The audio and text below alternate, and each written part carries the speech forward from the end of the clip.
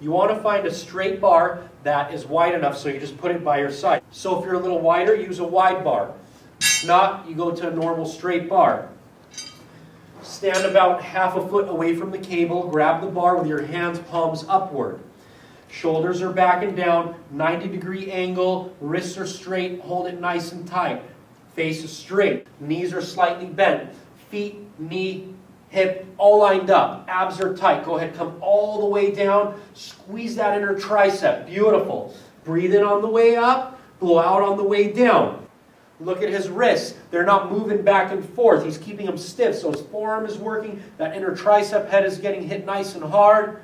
Look at his lower back, how it's sticking out. That means he's keeping his abs engaged. Back is nice and solid. He's not moving back and forth. His arms are perfectly perpendicular to the floor. They're not back here. They're not forward. They're perfectly straight.